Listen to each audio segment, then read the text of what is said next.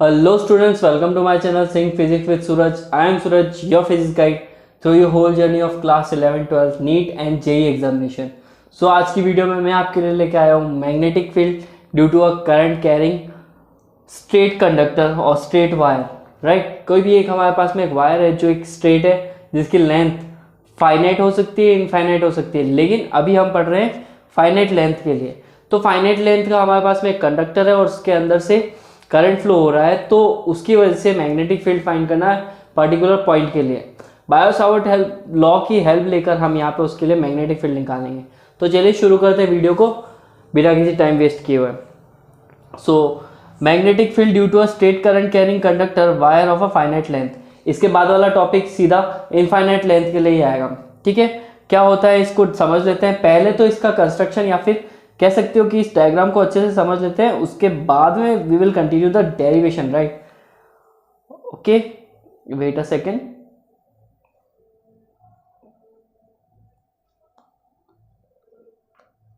अभी हमारे पास में एक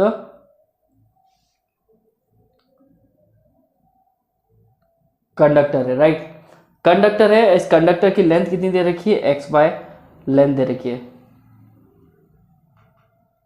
एक्स वाई लेंथ यहाँ से यहाँ तक ये पूरा कंडक्टर है हमारे पास में एक्स वाई लेंथ का। इस कंडक्टर में करंट आई का फ्लो डायरेक्शन दिख रहा है, एक्स से लेकर वाई की तरफ हो रहा है, राइट।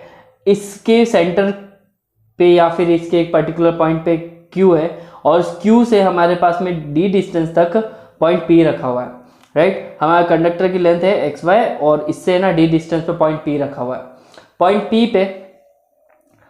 पॉइंट पी पे एक्स और वाई पॉइंट दो एंगल्स बना रहे हैं। एक्स पॉइंट यहां से इसके साथ में एंगल बना रहा है जिसे हमने φ2 नाम दे रखा है, और वाई एंगल इसके साथ में यहां से एंगल बना रहा है जिसे हमने क्या नाम दे रखा है, φ1। तो दिख रहा होगा ये वाला एंगल जिसको मैं शेड कर रहा हूं और ये वाला एंगल, ये दोनों एंगल क्या है, φ1 और φ2। मतलब पॉइंट P से Q के बीच की डिस्टेंस है और एक्स वाई के साथ में भी जो डिस्टेंस है उनके साथ में दो एंगल बन रहे हैं, φ1 और φ2, ठीक है। नेक्स्ट हमने इस डी डिस्टेंस से पॉइंट P तक तो जो हमने ले रखा है, इससे इस वायर के साथ में एक लेंथ एलिमेंट कंसीडर करा है। इस लेंथ एलिमेंट का नाम दे रखा है AB और इस AB लेंथ एलिमेंट को DL से रिप्रेजेंट कर रहे हैं। तो AB हमारा स्मॉल लेंथ एलिमेंट है जिसको DL लिखा हुआ है। ये DL के दो पॉइंट है। As you can see the DL have the 2 points. कौन से पॉइंट्स है हमारे पास में DL पे, सामने दिख रहा है। DL पे दो पॉइंट है, एक तो A एक B। A इसके साथ में एंगल बना रहा है, D के साथ में कितना, फाई एंगल बना रहा है। तो हम देख सकते हैं यहाँ पे APQ बोल लो या फिर QAP बोल लो आप जो भी बोलना, सॉरी APQ बोलेंगे हम तो हमारे पास में क्या आ जाएगा, एंगल फाई, राइट। अब ये AB लेंथ जो है, AB DL एलिमेंट, ये पॉइंट P के साथ में भी एक एंगल बना रहा है जिसे हमने क्या ले रखा है, BAP, एक सेकेंड, APB, ओके। APB हमारा कितना है, D5। तो हमारे पास में कितने एंगल्स आ गए, एक तो φ1 और φ2, और ये दोनों एंगल किसके साथ में, XPQ के साथ में, और सॉरी इक्वल नहीं लिखना चाहिए था मुझे। φ1 क्या है हमारा, XYPQ, और φ2 कितना है हमारे पास में, XPQ। φ1 φ2 आपको मिल गए। इसके अलावा APQ जो है वो फाई है, और साथ में ये छोटू सा एंगल बन रहा है ना, ये इतना सा यहाँ पे, ये क्या है हमारे पास में, D5, राइट। चार एंगल तो ये बन गए। अब ये पॉइंट P यहाँ तक डी डिस्टेंस पे है, तो आपको यहाँ पे दिख रहा होगा AB के साथ में भी हमारा एक एंगल बन रहा है जिसको हमने क्या नाम दे रखा है, theta. And theta is hour angle जो लेंथ एलिमेंट के साथ में P पॉइंट पे बन रहा है, ठीक है। चलो डायग्राम समझ में आया। तो कुछ नहीं, चार एंगल ध्यान रख रहे हैं। φ1 φ2 को तो एक बार इग्नोर भी कर सकते हैं, लेकिन इन एंगल्स को जरूर देखना है, QPA फाई और APB जो D5 है हमारे पास में, राइट। लेंथ एलिमेंट की पॉइंट P से डिस्टेंस है स्मॉल r, और Q की पॉइंट P से डिस्टेंस कितनी है, D डिस्टेंस, राइट। चलो शुरू करते हैं। So let us assume a straight conductor XY with a current I।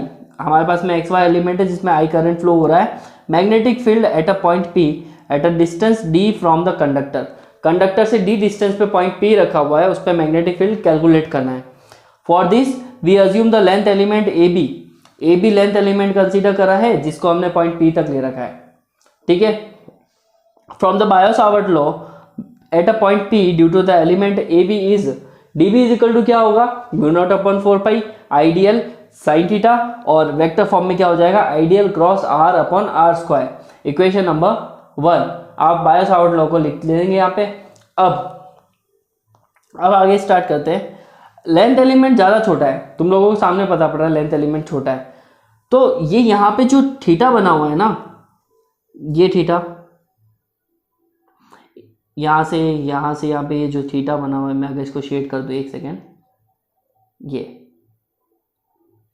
ये जो थीटा बना हुआ है, अगर लेंथ एलिमेंट छोटा है तो क्या मैं इसको कंसीडर कर सकता हूँ, ये वाला थीटा, दोनों बराबर ही होंगे लगभग, क्योंकि ज़्यादा कोई चेंज है नहीं यहाँ पर।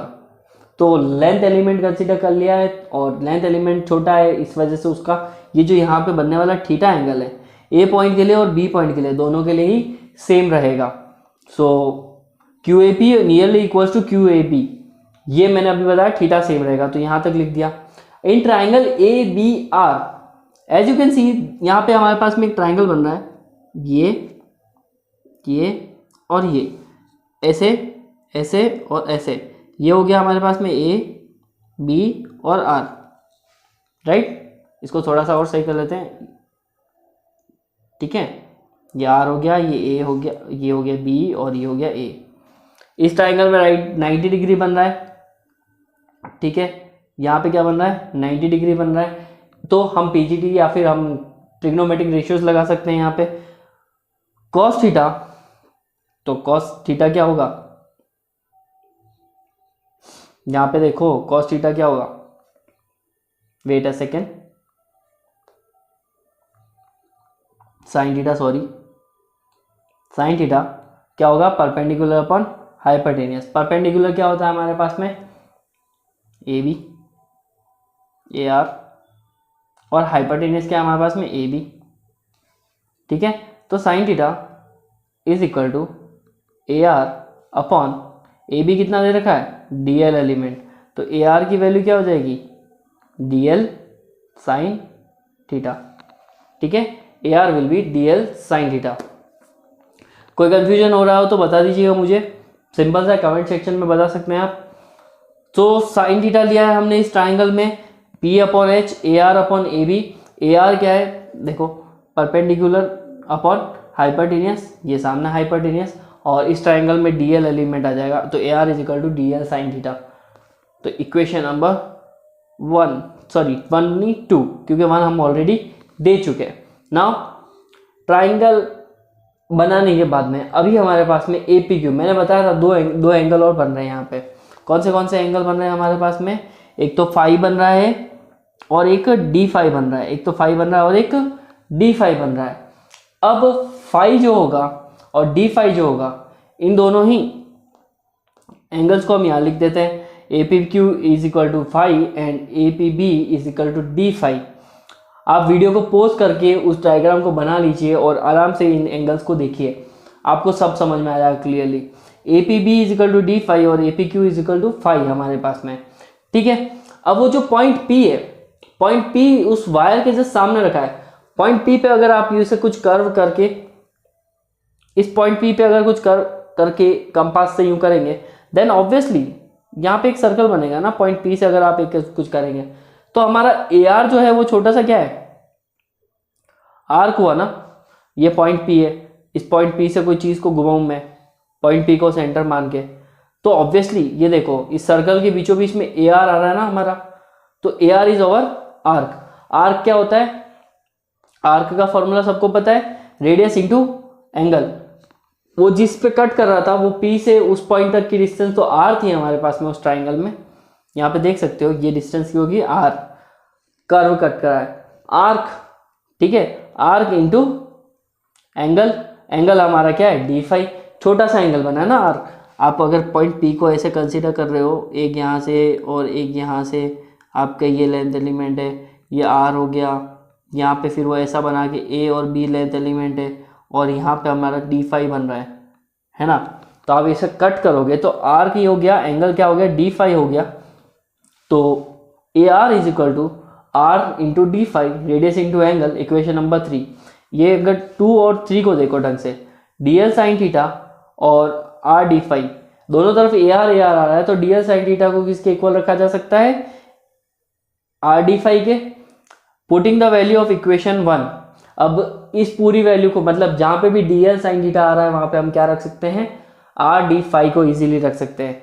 तो D L sine theta is equal to R D phi, इसको उठा के हम कहाँ पे इक्वेशन नंबर 1 रख देते हैं। इक्वेशन नंबर 1 हमारी क्या है, D B is equal to mu naught ideal sine theta. Ideal sine theta में हम इसकी वैल्यू डाल देते हैं, तो ये डाल दी मैंने, D B is equal to mu naught upon 4 pi I, D L की जगह पे क्या आ गया, आर डी फाई अपॉन वो आर स्क्वायर से एक आर कैंसल आउट हो गया, यहाँ पे ये इससे कट गया तो सिर्फ आर बचेगा। तो equation number 4 mu naught upon 4 pi I D phi upon R. ठीक है, अब हमें क्या चाहिए, यहाँ पे वैल्यूज चाहिए। किस चीज़ की वैल्यू चाहिए, आर की वैल्यू निकाल दो। आर हमारा जो है डिस्टेंस है, ठीक है, पॉइंट पी से, और आर के साथ में हमारा जो एंगल बन रहा है वो कुछ ऐसा बन रहा है, क्यू ए पी, है ना।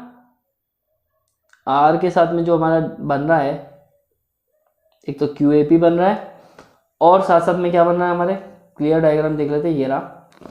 आर के साथ में हमारा बन रहा है क्यू पी ए, या फिर ए पी क्यू बोल लो। तो ए पी क्यू आ गया हमारे पास में, और इस ए पी क्यू में एंगल कितना दिख रहा है, फाई। बताया था ना मैंने, इस लाइन के साथ में ये जो एंगल बन रहा है नीचे वाला, वो क्या है हमारा, फाई है। ठीक है, यहाँ पे ये जो एंगल बन रहा है, as you can see this is the angle, phi बन रहा है, लिख देते हैं इसे। So cos phi is equal to base upon hypotenuse, base क्या था, डी, डायग्राम ये बन रहा है कुछ, डी आर, और यहाँ पे ए पॉइंट है और ये पॉइंट पी, और इस तरफ हमारे पास में क्यू। तो ए पी क्यू ट्राइंगल में बेस अपॉन हाइपोटेनियस, बेस क्या है डी, हाइपोटेनियस क्या है आर, हम इसको यूज कर लेते हैं। तो डी अपॉन आर, तो R will be D upon cos phi, cross exchange कर लिया हमने, मतलब कि आर को ऊपर भेज दिया, कॉस फाई को नीचे लेके आ गए, आर डी फाई। आर को उठा के हम यहाँ पे डाल देते हैं, तो putting in the equation number 4, equation number 4 में आपने डाला तो D B is equal to mu naught upon 4 pi, और आई डी फाई तो एज इट इज ही ऊपर है, और डिनोमिनेटर में आ जाएगा डी अपॉन कॉस फाई। ठीक है, तो D V is equal to mu naught upon 4 pi I cos phi D phi upon D. यहाँ तक आ गया, वो जो डिनोमिनेटर में चीज थी वो टर्म क्या हो गई, इन्वर्स होके ऊपर आ गई। Now to get magnetic field due to the whole wire, अब ये सिर्फ इतना सा मैग्नेटिक फील्ड डीबी के लिए निकला है, पूरे वायर के लिए निकालना है तो इसका इंटीग्रेशन कर लेंगे। तो D B is equal to, limit लग जाएगी -φ2 से माइनस का φ2 से लेकर प्लस का φ1 तक, राइट। यहाँ पे आ जाएगा φ1, क्यों माइनस का φ2 से φ1, देखो x पॉइंट जो है वो φ2 बना रहा है, और ये पॉइंट क्या बना रहा है, φ1। तो φ2 से φ1 तक हमारा क्या बन जाएगा, लिमिट लग जाएगी, और ये लिमिट लग गई है। D B is equal to φ1 φ2 और mu naught I upon D cos phi D phi. यहाँ पे जो चीज़ें कांस्टेंट है वो इंटीग्रेशन से बाहर, और जो नहीं है वो अंदर ही रहेगी। तो current is constant, distance is constant point P की, mu naught constant, 4 pi constant, सब बाहर। लिमिट लग गई -φ2 से φ1 cos phi D phi, right. इसका इंटीग्रेशन होता है कॉस फाई का साइन फाई, तो ये डाल दिया, और ब्रैकेट बाहर अभी भी upper limit minus lower limit लगी हुई है। लिमिट पुट करो, ठीक है। तो पहले तो आ जाएगा साइन फाई, φ1 आ गया, डन, माइनस मतलब लोअर लिमिट वाला, और यहाँ पे आ जाएगा साइन फाई, और ब्रैकेट के अंदर क्या आ गया, माइनस का φ2, upper limit minus lower limit, phi की जगह पे आ गया φ1 और फाई की जगह पे आ गया माइनस का φ2, और माइनस लोअर लिमिट वाला साइन यहाँ पे लग रहा है। ठीक है, अब तुम लोगों को एक बात बता देता हूँ, साइन माइनस ए जो होता है वो होता है वो हमेशा इक्वल होता है माइनस के साइन ए के। तो यहाँ पे माइनस का माइनस बाहर आ गया, तो हमें मिल जाएगा b is equal to mu naught upon 4 pi bracket के अंदर साइन φ1 प्लस φ2। हमारा ये एक्सप्रेशन है किसी भी स्ट्रेट वायर फाइनाइट लेंथ के लिए जो पॉइंट P तक मैग्नेटिक फील्ड को डिस्क्राइब कर रहा है, राइट। सिंपल सा था। अगर कोई भी डाउट हो तो कमेंट सेक्शन में मुझसे पूछ लेना, और इंस्टाग्राम पे भी पूछ सकते हो, फॉलो कर लेना, है ना। इसका डिस्क्रिप्शन बॉक्स में मैंने लिंक दे रखा है। अब अगर हमारे पास में लेंथ इनफाइनाइट हो जाए तो क्या कर सकते हैं हम? तो लेंथ जब इनफाइनाइट हो जाए तो उस केस में एक सिंपल सा चीज़ है, देखो यहाँ तक था और इससे हमने ना इसके सेंटर से पॉइंट भी यहाँ तक रखा। सोचो ये इनफाइनाइट हो जाए तो कोई भी यहाँ पे खड़ा है इंसान, सपोज इस पॉइंट से इतनी दूरी पे यहाँ पे कोई इंसान खड़ा है, इसको बोलूँ कि भाई तुम्हारे पास में जो भी है वो चीज़ इनफाइनाइट हो गई। अच्छा बुर्ज खलीफा को ही एक एग्जाम्पल से समझ लेते हैं। तुम बुर्ज खलीफा के गेट के सामने की तरफ खड़े हो, राइट? अब वो तुम्हें दिख रहा है, उसका टॉप भी दिख रहा है, क्लियर दिख रहा है, ठीक है। सोचो इनफाइनाइट लेंथ हो जाए बुर्ज खलीफा की, तो वैसे पॉसिबल तो नहीं है, बट अगर सोचो जस्ट इमेजिन, तो क्या होगा? ऑब्वियसली तुम पूरा के पूरा ऊपर देखोगे ना, 90 डिग्री पे देखोगे। तो ऊपर देखो, जब कोई चीज़ इनफाइनाइट पे होगी, यहाँ पे भी तो वही केस हुआ ना, पॉइंट पी पे तुम खड़े हो, तुम्हें वो लेंथ देखनी है, ठीक है, और तुमने ऊपर देखा और ऊपर देखा, तो वो लेंथ इनफाइनाइट हो गई, तो साथ में एंगल कितना हो गया? 90 डिग्री, क्योंकि आप यहाँ खड़े हो सामने देख रहे थे और आप ऊपर देख रहे हो, तो इन दोनों में एंगल कितना बन गया? 90। तो φ1 और φ2 कितने हो गए? कितने हुए? 90। तो दोनों ही केस में φ1 और φ2 दोनों ही क्या हो जाएंगे? 90। तो हमारा जो फॉर्मूला है μ0I/4πd sin φ1 प्लस φ2, φ1 और φ2 की जगह पे हम क्या रख देंगे? 90। तो यहाँ पे आ गया sin 90, यहाँ पे आ गया sin 90, sin 90 की वैल्यू 1, 1 + 1 2, 2 को बाहर निकाल लिया तो ये 2i हो गया, इस 2 से ये 4 कट गया, देन वी गॉट μ0I/2πd। ये एक्सप्रेशन किसके लिए है? इनफाइनाइट लेंथ के लिए, और ऊपर वाला एक्सप्रेशन किसके लिए था? फाइनाइट लेंथ के लिए था। सिंपल। चलो, और अगर ये सेमी इनफाइनाइट लेंथ हो जाए तो what is the semi infinite length? Semi infinite length का मतलब होता है एक जगह पे शुरू हो रही है वो पॉइंट आपको पता है, लेकिन एंड कहाँ पे हो रही है वो नहीं पता। तो दोनों तरफ इनफाइनाइट नहीं, इसमें सिर्फ एक तरफ इनफाइनाइट होगा। तो ऑब्वियसली एक एंगल तो 90 डिग्री हो गया बिल्कुल ऊपर, और एक आपके जस्ट सामने आप जहाँ पे खड़े हो वहीं पे, तो एक हो गया हमारा 0 डिग्री का एंगल, ठीक है। तो वैल्यूज पुट करी तो μ0I/4πd sin 90 की वैल्यू तो 1 और sin 0 की वैल्यू कितनी होती है? 0। देन हमें ये फॉर्मूला मिल जाता है b = μ0/4πd, ठीक है। वीडियो को एक बार फास्ट फॉरवर्ड करके क्विक रिवीजन जरूर कर लेना, क्योंकि ये वीडियो के अंदर जो डेरिवेशन है काफ़ी लेंदी हो सकता है आपके लिए, काफ़ी मतलब कह सकते हो कॉम्प्लिकेट हो सकता है। मैंने पूरी कोशिश करी इसको जितना सिंपल हो सकता है उतना सिंपल समझाने की, ठीक है। और वीडियो में है ना फॉरवर्ड करके देख लेना, एक बार रिवाइज ज़रूर कर लेना इसको। और चलिए आगे देखते हैं।